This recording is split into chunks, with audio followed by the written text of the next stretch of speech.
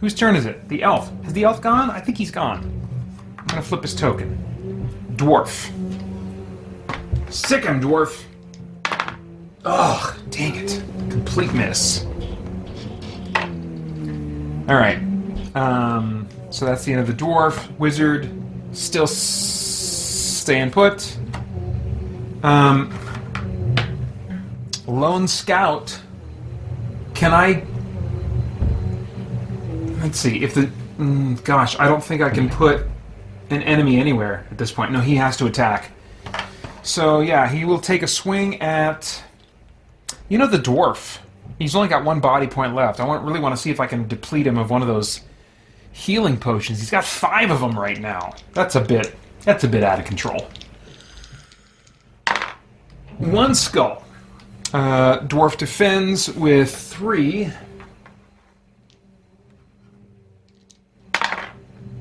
And he defended. Okay. Crap. Okay, so that's it for Zargon. Let's refresh our heroes. Barbarian, get in there. 1, 2, 3, 4, 5, 6. Maybe I'll regret this if he somehow survives this round, but I don't think he's going to. The scout, I mean. Lights out, scout. 3 skulls. There we go, Barbarian. That's more the speed I was talking about. And, 3 defense. He's going to have to get all black skulls to survive. Nope. He's out. And drops nothing. Finally, we got this room cleared of freaking scouts. But there's still a 50-50 chance that a wandering monster will trigger a scout. That does make me hesitate when I think about searching for treasure, but I gotta do it. I gotta search for treasure, man! So that was the barbarian. The elf has not searched for treasure in this room, so he's gonna do it. He's gonna search for treasure. Gold! There we go. Oh, nope. It's got a 7 on it. A 7 means that I've got my... random, can I fit it on the screen here for you guys? Random treasure table. When a numbered card, 1 through 8, is drawn from the treasure deck, discard the card and then roll on the following table to determine what happens.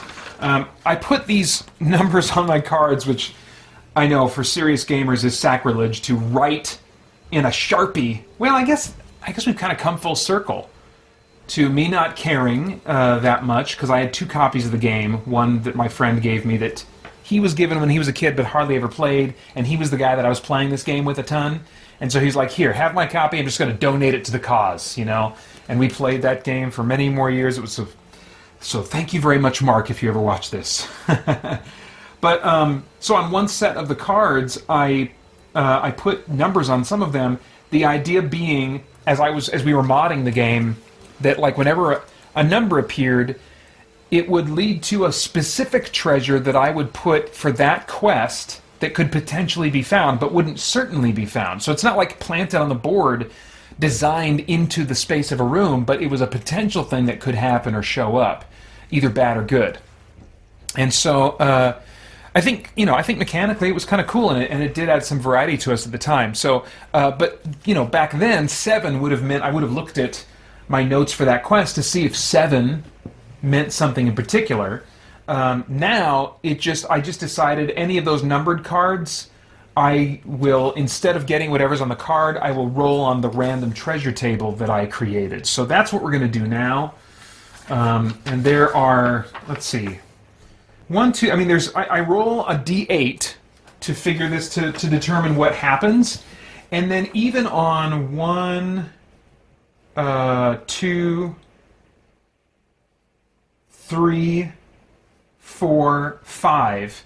On 5 of those 8, if I trigger that, there's something random about that thing. I could find, one of them is to find alchemical supplies. And so if your wizard is still alive and you find those alchemical supplies, you draw from the potion deck. And other stuff, So there's a really good amount of randomization in terms of the loot that I can find now. It almost makes me want to mark up some other cards. I would probably sleeve them before I did that, and then mark the sleeve instead. But anyway, so yeah, let me grab a D8. I forgot I would need one.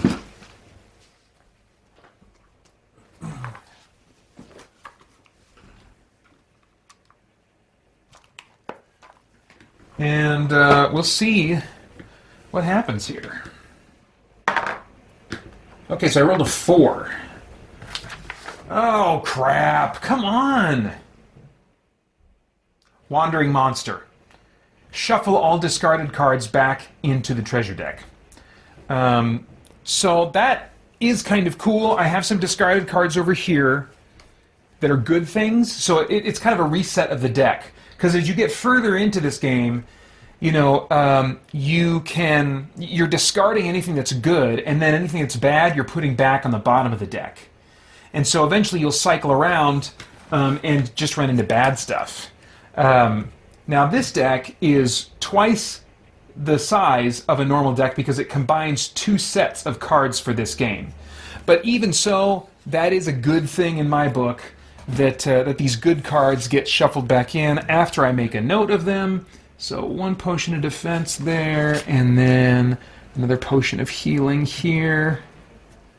Good. Wandering Monster does suck. Let's see, is it an orc or a scout? Who is this searching again? Is this the elf? Yeah, it's the elf. Crap, it's a scout. Dang it. And then his ability auto-triggers. So what are we getting? Another orc or a scout? We're getting an orc. Great, I'll take it. Where was this guy? Was this guy... I think he was here. He wasn't right in the corner. So, at least the orc, when he shows up, cannot immediately attack. And then these go back in. All of these. Back into the deck. So we just have more monsters on the board now. That sucks. I wanted to search more in this room, but you can't search in a room if there are monsters in it.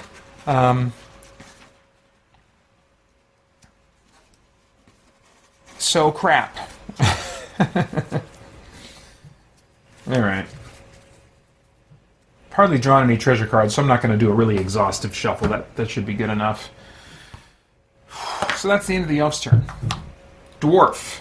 Can we make it around dwarf? 1, 2, 3, 4, 5, 6, 7, 8. No, he's going to have to roll. Do we want to just keep going? I mean, the dwarf can't contribute to getting rid of that scout, and that would be the main concern right now. So I'm thinking I just need to start moving. I don't want to get stuck in the mentality of trying to clear each room. We kind of have to keep moving here. Let's not leave scouts on the board. But other than that, you know, let's not worry about clearing everything so much, because it just keep coming. So let's have the dwarf now on his turn open the door.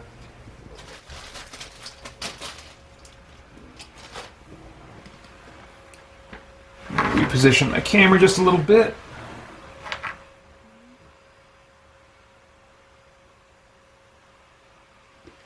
And what do we got here? We've got another door right here.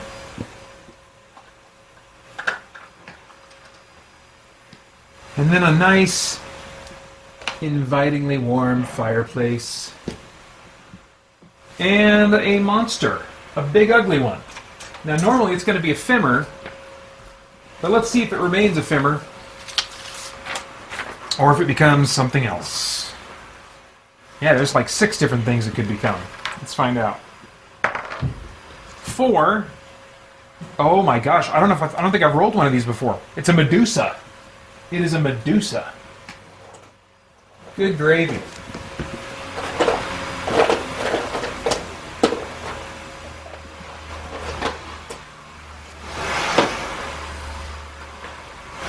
So that is an ugly stinker. Look at that. It looks like it's got more than just snakes for hair going on. It's got multiple arms. This is from Descent, 1st or 2nd edition. Either way, I wouldn't want to run into that thing. Let's get her card out and see what's up.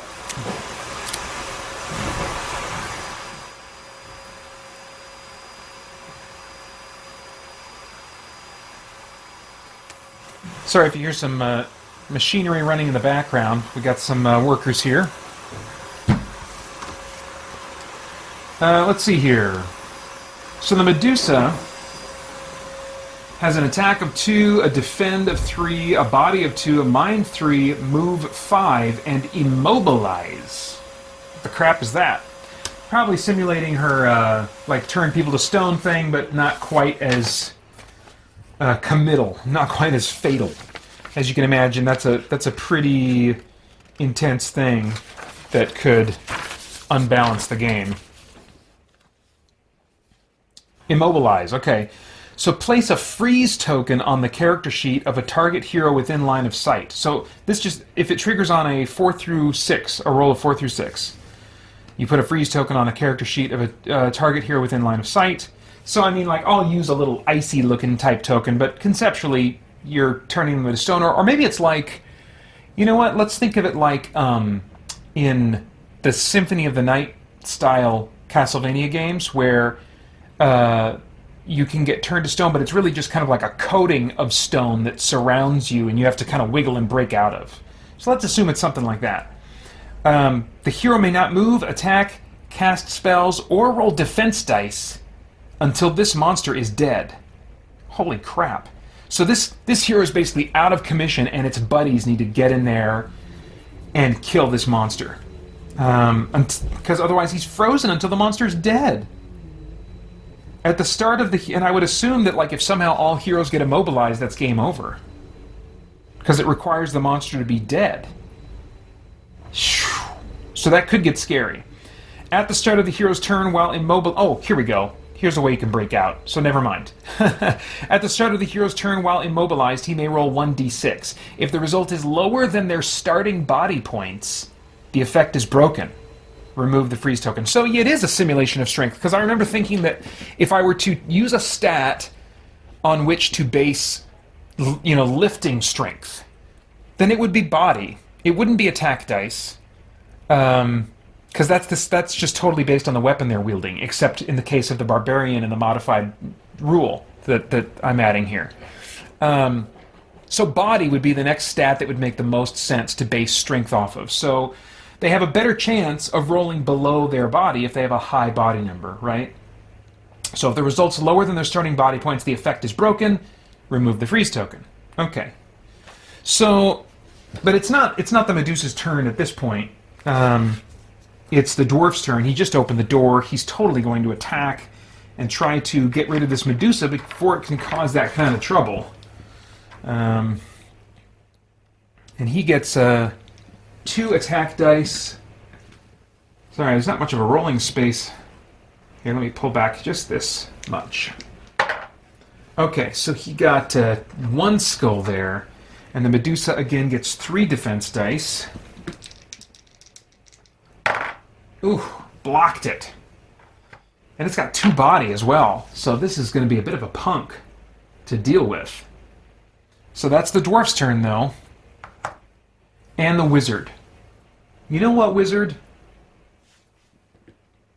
1, 2, 3, 4, 5, 6. No, not worth it. Oh, crap. But if he doesn't do something, he's totally exposed to that orc right now.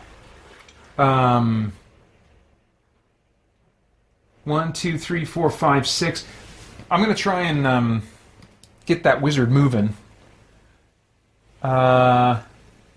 He'll still be able to get... The orc will still be able to get to him. 1, 2, 3, 4, 5, 6, 7, 8. Yeah, the orc, I think, has a move of 8. Yeah, he sure does. So the wizard cannot get far enough away. Let's see. 1, 2, 3, 4, 5, 6, 7, 8. There's nowhere the wizard can go. So I think he just needs to go in there and start wrecking house. I think that's the role that the wizard plays at this point. 1, 2... Let's use Fire of Wrath, and let's not forget that he's got. Oh no, he doesn't. Dang it! I was thinking to myself, now what spell does he have stored in his spell ring? Because I've been playing this game for so long, and I've played it with just some advanced artifact equipment that you find in the course of this game. That after we finished the base game, my friend and I moved on to all kinds of other campaigns and stuff, you still had those artifacts that you had from this first. So I'm used to the wizard being able to store one spell in his ring, and it was almost always Ball of Flame, I think.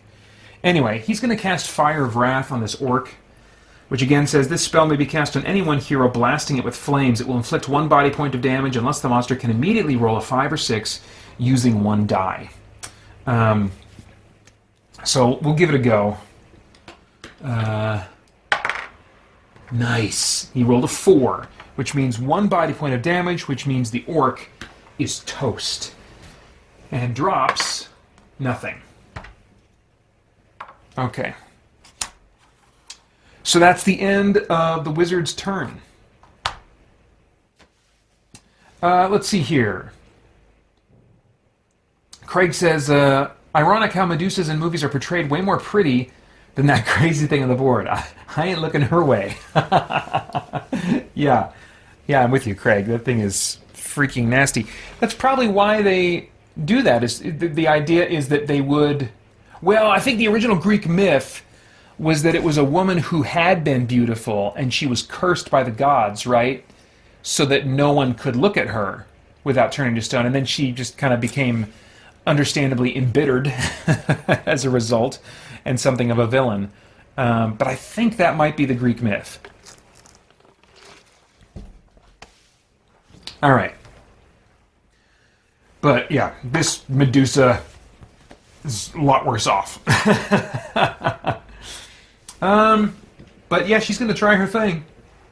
I got on a 4 through 6, I can freeze, immobilize the dwarf here.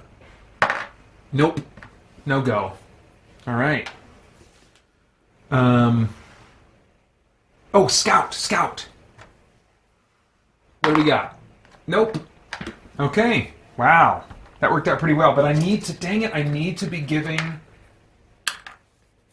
these guys threat tokens. And so help me, I've got to remember when someone moves into that room to trigger a freaking trap. Come on now. All right, let's refresh here. The Barbarian. Still can't attack diagonally. Man, that's irritating. Do I want to give it a free attack against me? That's not worth it. That's not worth it. I'll just have the dwarf move.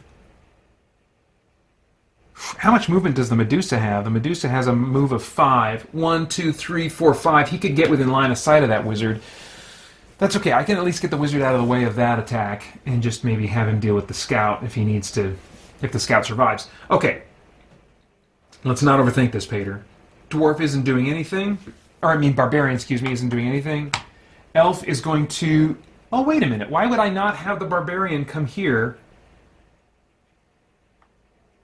1, 2, 3, 4, 5. You know, let's at least roll for movement and see if I get 12 or something crazy. 6, 7, 8, 9. So 1, 2, 3, 4, 5, 6, 7, 8, 9. Well, that'll at least put him between the scout and the wizard. So yeah, I'll go ahead and do that. That's his turn.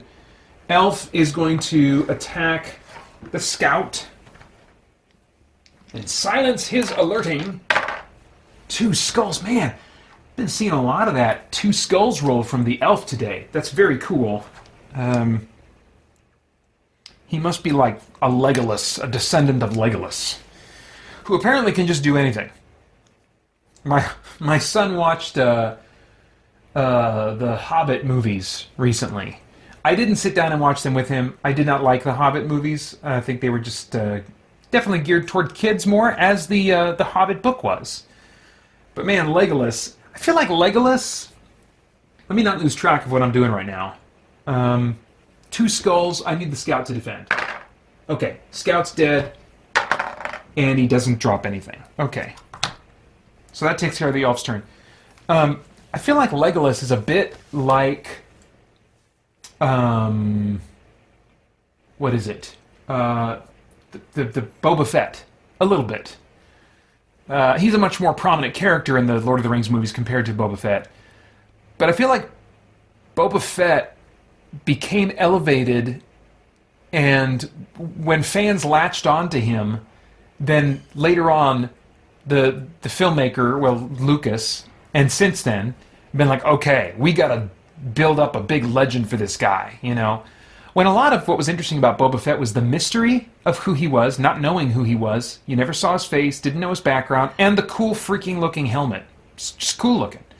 I think those things combined created a mystique for him that I think was let down a bit for my tastes watching the premiere. But anyway, Legolas, similar. Fans really liked him in that original trilogy. So when he shows up in the Hobbit movies, he can do no wrong. It's kind of like R2-D2 in the prequels.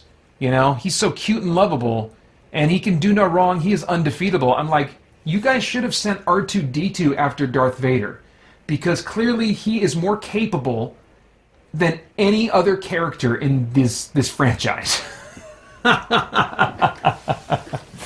And so I'm like, I feel the same way about Legolas. I'm like, if Legolas can Mario-style run on blocks that are hanging suspended in the air, then he can do anything. And you should have just given Legolas the ring to take to Mount Doom. Oh well. Anyway, that's the end of that little rant. Dwarf. Oh, Dwarf is going to try and take out this Majigger, this Medusa. Thank you, P4N9. I did ask for feedback on that, and so thank you. He says, if no one's mentioned it yet, the audio level seems quite low. Let me go turn that up for you.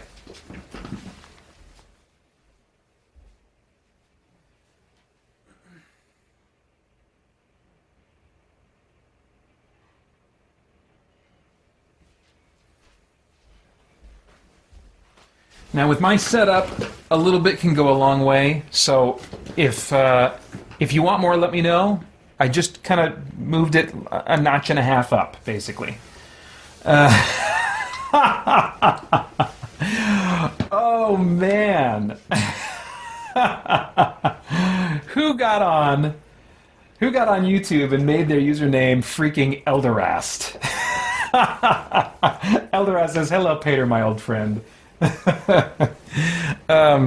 Someone who's been watching my content or listening or whatever for a little while.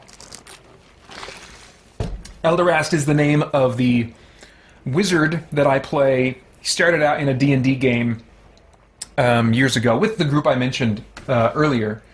And he's a bitter old wizard. And he hates everyone and everything. And everyone should have to suffer as he has suffered. So he is a crotchety, nasty old wizard. And anytime I have the opportunity, whether it's a tabletop game or a video game, if I'm allowed to play a dedicated mage, not some mixed class that's forced on me like in The Witcher, but like they let me play a full-on magic user or wizard or sorcerer or whatever, without any, totally focused on that kind of class, then Elderast is my default. The opportunities to do that in video games are smaller than you might think. It's not like every RPG lets you do that, A lot of them will force you to mix up classes a little bit, or I guess in the MMO space there's a lot more options, but in like single-player RPGs or action RPGs. Anyway, so that is... or like BioWare, you can play a dedicated wizard, but in the second game, his name is Hawk. There's no getting around that, So you can't. I couldn't carry Elderast through. Anyway, but that's my default because I've just got a headcanon for him that's fun for me to apply in and see what happens whatever game I'm playing. So, okay, Pang, who is spelled P4N9. Says, thank you kindly, also Pang. So Pang is how you pronounce that. Okay, cool. Aren't usernames fun? And then he adds LOL. Was that my mispronunciation, or was that... oh no, it looks like you were probably laughing at Elderast and that whole thing. Get off my lawn, he says. Yeah, it's that, but like amped up, because he also does not care for... He cares for life of any kind only when it's convenient to him.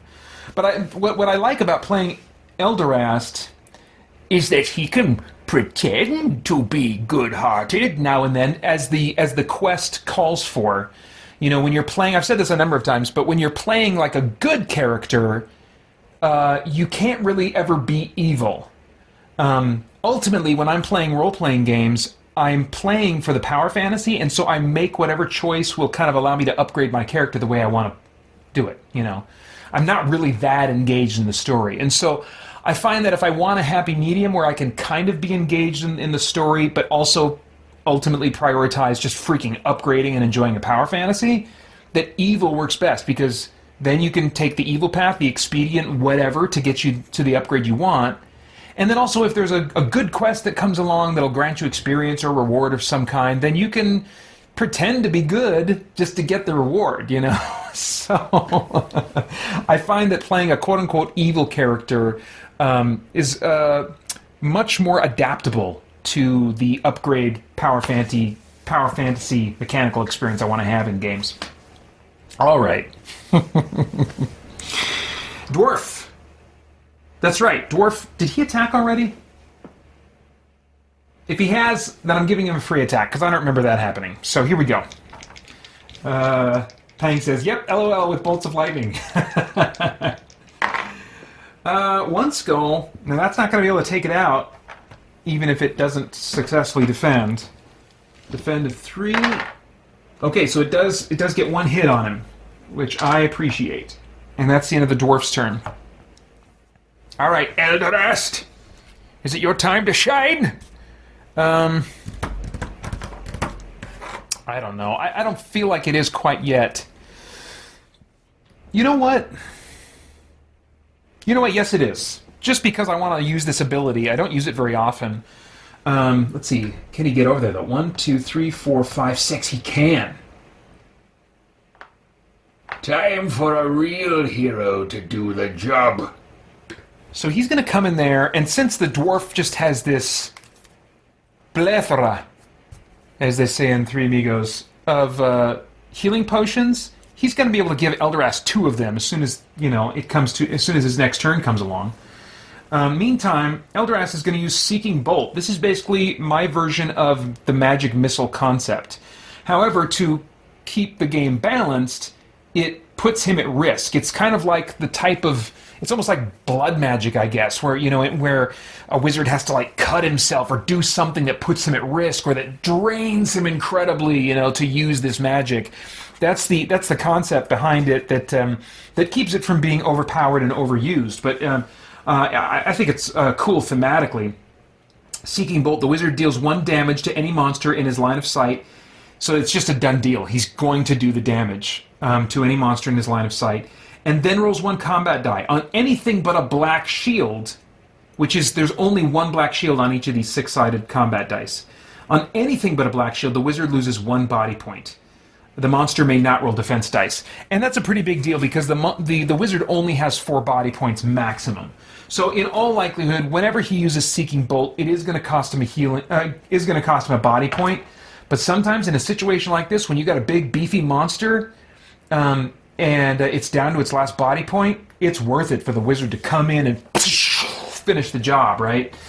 So he's zapping him. He's out. Let's see.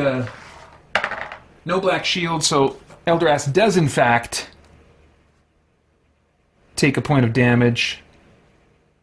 That brings him down to 3. But it is worth the small price in suffering, indeed. It should barely be called suffering at all compared to what I've lived through. Did it drop anything? Let's find out. Oh, it did. Elderast gets 25 coins. Brings him up to 50. Oops, no. Wrong character. So he just has 25. Good. Very nice.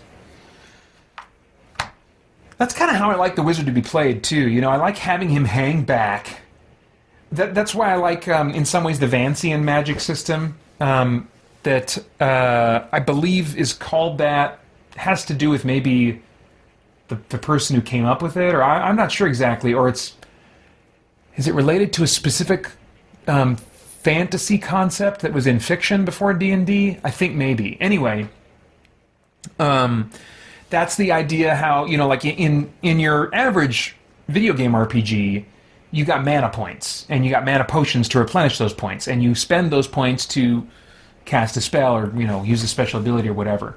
But in the Vancian system, which is what D&D operates on, you memorize these spells, and then once you cast them, they're gone until you have a chance to go camp and specifically memorize that spell again.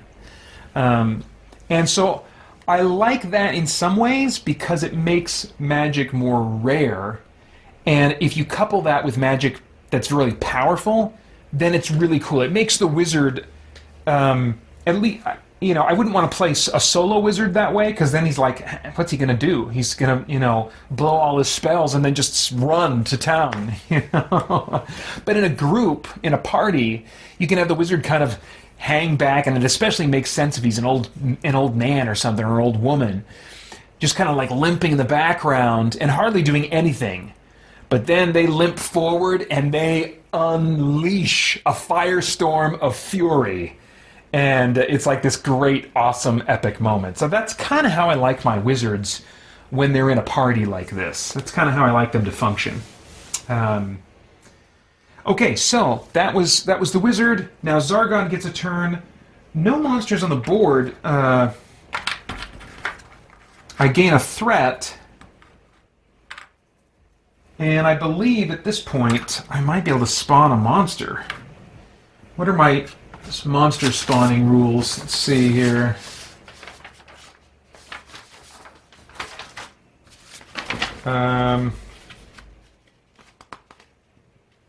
You know what? Let's not do that. We got to spring this trap when somebody steps into that room. So Zargon's not doing anything. Let's refresh. Got about 10 minutes left before I'm done for the day. Barbarian. 1, 2, 3, 4, 5, 6. And then he's going to body surf one more space here. And then I do trigger a trap. It's going to be a pit trap. And then, how does this work again? I'm trying to remember. I think he has a chance to dodge it or something. Trap generation. Let's see here. At any time during a player's turn or his own turn, Zargon may remove a number of threat tokens from his play area to spring a trap on an unsuspecting hero. The targeted hero must roll 1d6. So, I mean, like, that's obviously what's happening here. That rule description is for when you have multiple players. I've got solo trap rules where they trigger when you enter the room. But this is the mechanic I'm looking for. The targeted hero must roll 1d6. If he rolls a number less than his current mind points. See, this is where I was like, this is a good opportunity to bring in mind points, where intelligence is going to be important. His current mind points. So if for some reason he's worn down by adventuring or spells or something then he's kind of foggy, right? So it's his current mind points, not his max.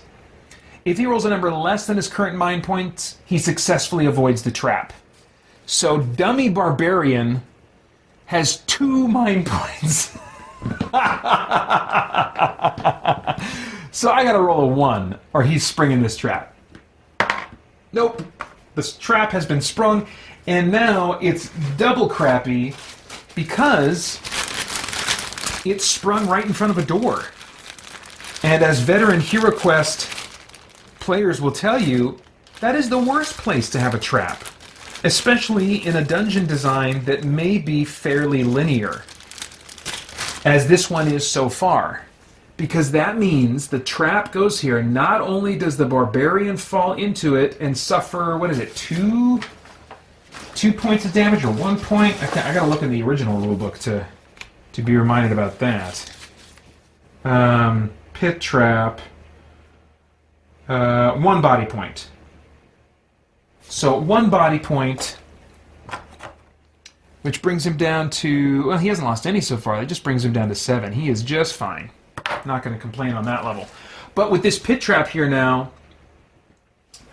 every other hero that passes over that space has to roll to try and avoid the pit trap, or they're going to fall into it. So that sucks for the wizard. I mean, Elderast is certainly going to be bitter at this point. I didn't spring the trap.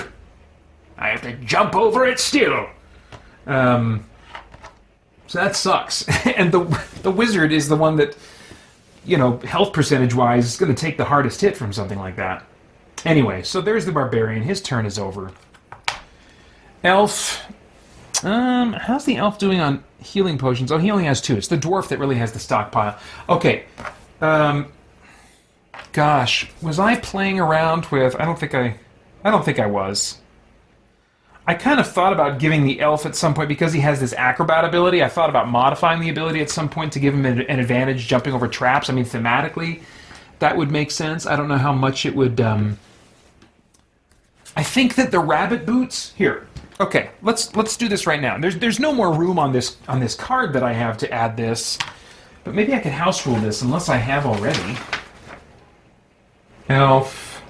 No, but maybe I'll change the rule. Let me remind myself. There's an artifact in this game called Rabbit Boots, and I think it lets you auto jump traps. Here we go. Rabbit Boots. This is from one of the expansions of the game. To jump over one discovered trap per turn, roll anything but a black shield on 1 combat die. So what could I do that wouldn't get to that level? Because we don't want to make those boots have no value to the elf. But I think, like, his existing thing says that on a skull, the monster's granted a free attack that he's flipping past. That one says anything but a skull. What if I said that on anything but white shields, he can jump it? Or maybe he has to roll a white shield to jump it? No, because normally you get a 50-50 chance. I want him to have a better than 50-50 chance.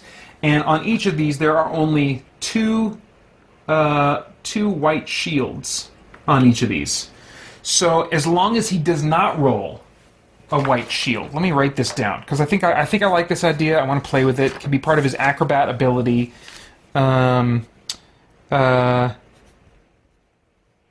Avoids sprung traps on anything but a white shield. All right, we're going to give this a go. And I'll have to put like an asterisk on, where's his, here we go. I'm going to put a little asterisk to remind myself to see the entry in my packet for the added element. And then I'll put an asterisk there too. Sorry, appreciate your patience while I do my bookkeeping, but I'm experimenting here. I'm experimenting. I wouldn't stand behind any of these rules as something that I or anyone else can enjoy without modifying them.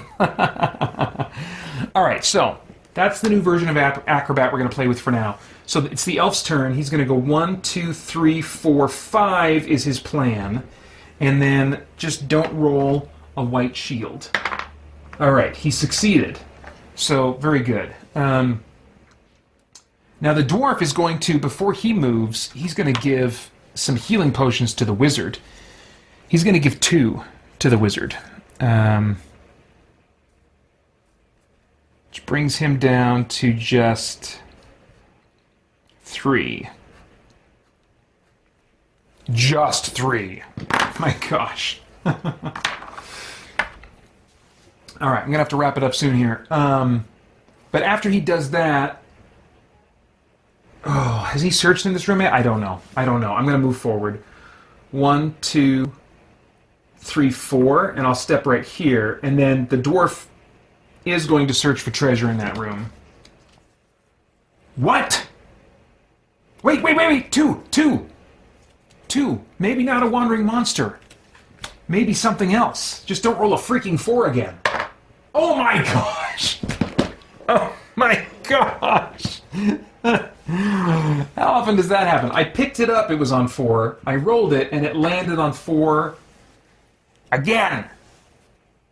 Oh. That is That is irritating. When I have so many interesting, creative things on my random treasure table.